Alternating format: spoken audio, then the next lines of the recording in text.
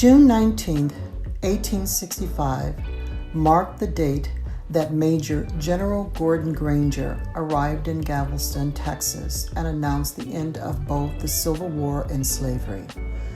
His announcement, General Order Number 3, reads, "The people of Texas were informed that in accordance with a proclamation from the Executive of the United States, all slaves were free.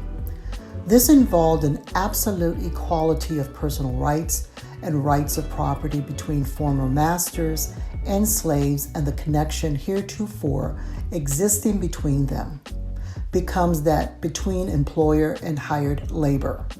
The freedmen were advised to remain at their present homes and work for wages.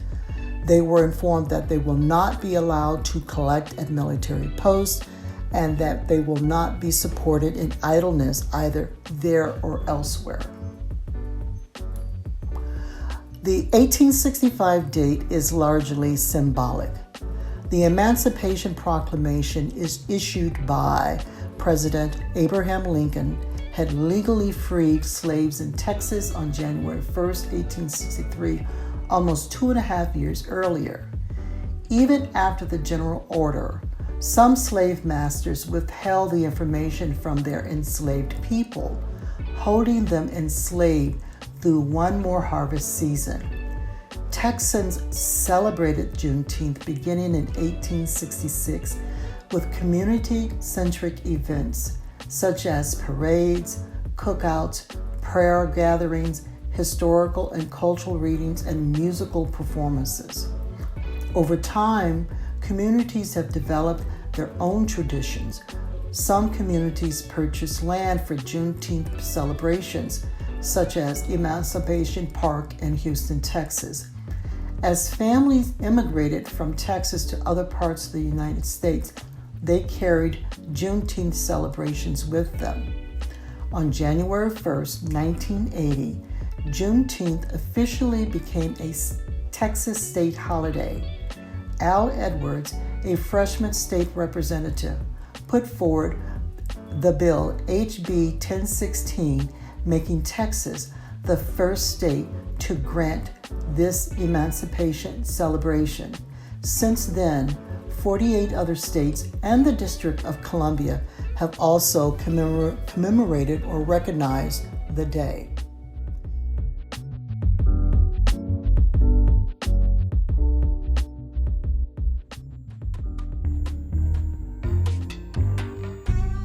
As a Black woman and descendant of African slaves, I am so happy to see efforts to make Juneteenth, our Independence Day, a national holiday. Slavery is only a few generations back for many of us, and its effects are visible in Black families today and will continue for generations.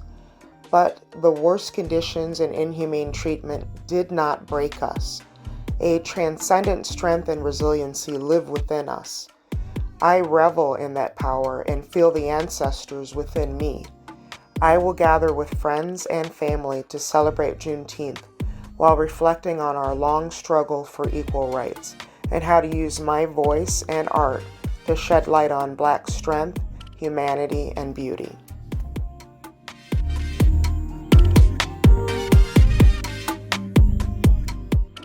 I'm sharing my quilt, Strange Fruit, A Century of Lynching and Murder, 1865 to 1965. Strange Fruit was created in 2003, so it's almost 20 years old. This piece weighs 12 pounds, which is very heavy for a quilt. It is 10 feet long and 10 feet wide, and it has the names of more than 4,000 African American men, women, and children who were lynched in this country in a 100-year period.